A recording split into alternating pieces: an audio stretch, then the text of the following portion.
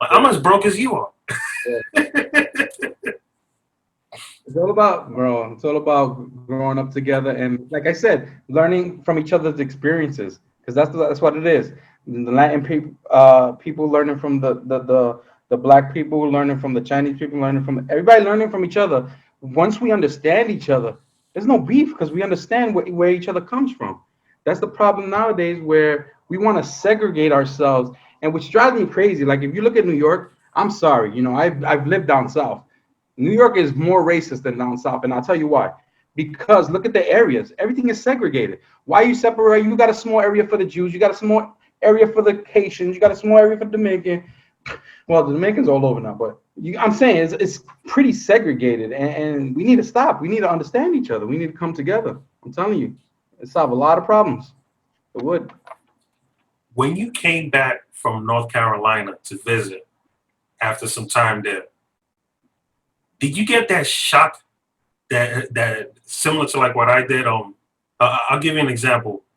I had went out to Virginia, and after like 3 or 4 months, I'm like, why is it everybody so nice? Like, what's up with that? I came with I didn't realize how freaking ignorant. I thought I was like real cool and chill and very patient with everyone. But when I was in Virginia, I was like, fuck yeah, I was saying what's up to each other. Like, why you saying hi to me? I don't even fucking know what you up to. Yeah, I'm telling you, I had an experience when I first went to North Carolina where I went to Walmart, right? And this like guy say my age, look same kid, young. He tells me, "Hey, how you doing? Who the fuck are you?" Like I straight, I said that's what I told him. Like, like why you saying hello to me? Like, and I had to stop myself. I'm like, whoa, you know what I mean? Cause I thought it was setting up, like he wanted to step to me or something, but it was not. He was just saying hello and kept it moving, And he was surprised. I'm like, oh, you're from New York, and that kind of hit me right here. That kinda hit me right here. It hurt. It hurt that he said that, but it made me like, oh, all right. But then another thing, when I came back to New York, well, no disrespect to all my New York, I was born and raised in New York, but when I came back, Theo, I had such a disgust for the way I used to act that I saw them still acting. The ignorance just drove me crazy, Theo. The ignorance, it disgusted me, and that was my breaking point where I actually changed my mindset. When I went to North Carolina, then came back to New York and saw the things that I saw, I'm like, why didn't I see this before? It's the perspective. We need different perspective to grow. We need to move around. We can't be stuck and so set in our ways. You got to be able to move around. I'm telling you, you'll learn a lot of things. Word up. Some of the most important lessons in life that I've learned was around people that prior to them teaching me something, I would look at them like they're not that smart Hmm. because they were so nice.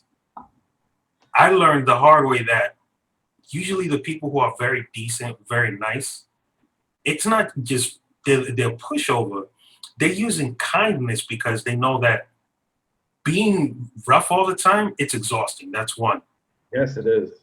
And if you can't extend kindness to people, it's going to be really hard to survive because at some point, everyone's just going to excommunicate you. Like that shit ain't going to work everywhere. There's some places that it works to your benefit, but dude, there's a whole lot more places that you get so far with kindness. Yeah, I'm telling you, man. And you can see the difference. And you know, all you guys, all my tios and aunts from my dad's side, it's all similar. You guys are all kind, and you're not living the bottom of the barrel. You're moving forward, have great lives. And then I look at myself and look at my brothers and sisters. I'm like, I've changed my mindset, but my brothers and sisters, some of my brothers and sisters are still stuck in that old New York style of ignorance. And you see the way their lives are turning out, and I'll be like, damn, why can't they just learn from their lessons? People need to look at their downfalls, not as downfalls, but at points of education where you can learn from those things that they say are bad. They're not bad. Like if you fall, just lift yourself up and make sure you don't make the same mistake falling. You know? Did you know that Uncle Raymond at one time he had stopped doing architecture during the what you call it? I'd say around 2008, 2007, around there, back when the economy crashed and Yeah. People were losing their jobs. Yeah. He had to work at Kmart. And you know what? He did it with the same mentality that he did architecture. I'm going to treat people with decency. You're not less than me, and you're not more than me. Yeah. No, and if you try to go outside of that realm, I'm going to remind you who I am, and I'm going to let you know who you are. And it was necessary during that time because so many of his coworkers, when he was in Kmart, were like rooting for him. Like, man, I would have never thought. Like, how you come in Kmart and you driving a BMW?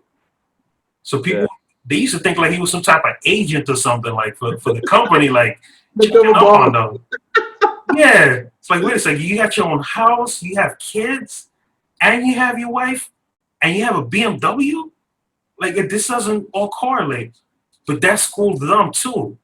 So as crazy as it sounds, it might have been a blessing in disguise that he had to be the tool to show those people that there is another way to having success.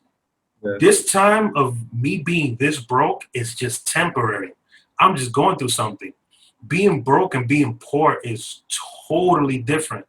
Poor is a mentality that you have to learn how to get out of. But being broke, there's times that you could be doing nice. There's that one time of the year that everybody's doing good, and it's called tax season. Yeah, exactly. But how fast you spend that tax season check will determine how smart you really are. If you can hold on to that check for emergency and keep doing what you're doing, you're already ahead of the game 1 year at a time.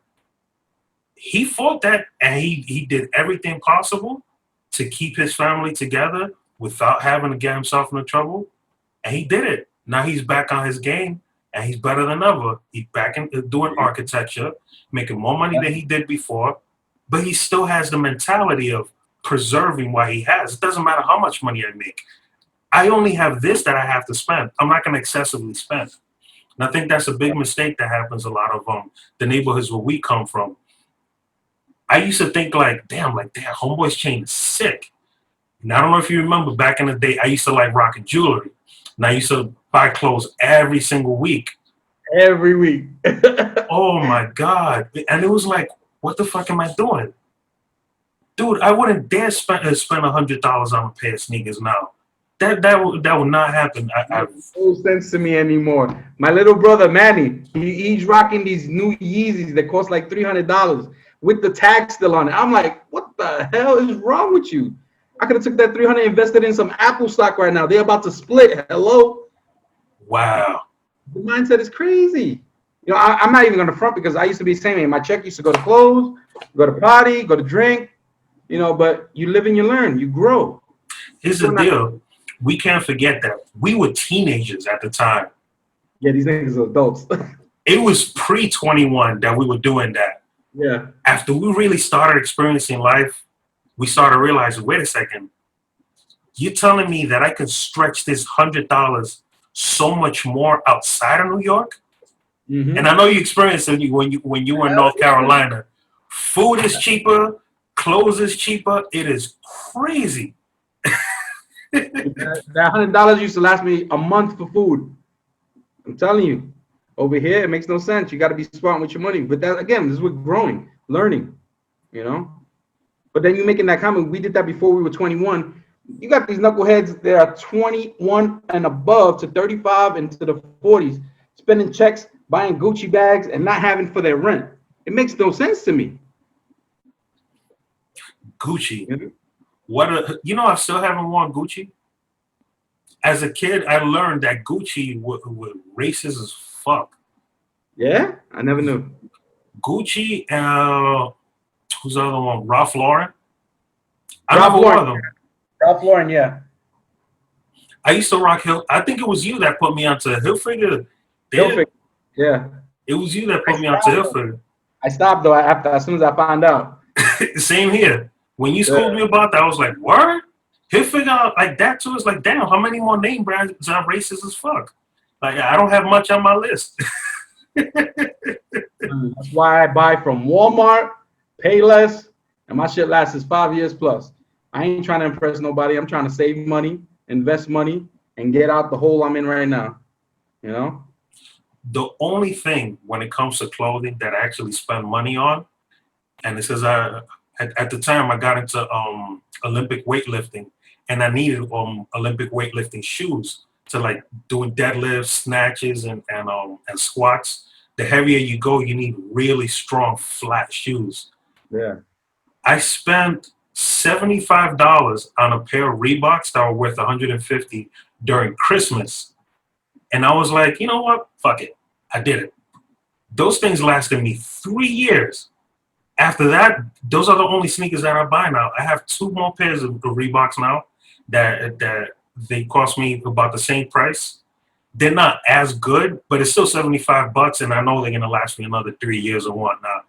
Other than that, I don't like buying cheap footwear Yeah. due to the fact that that's also a way of making our people sick. Spine imbalances, knee imbalances, ankle swelling, and inflammation. The materials that they use in those sneakers in poor department stores, and yes, I call them poor department stores, because you're spending 40. You're lucky if you spend 30 on a pair of sneakers that look decent now. They're not as cheap as they used to be. But you're spending between $30 to $50 on really low quality sneakers. When if you spend a little bit more, not only do you get better quality, but you're also protecting your health too.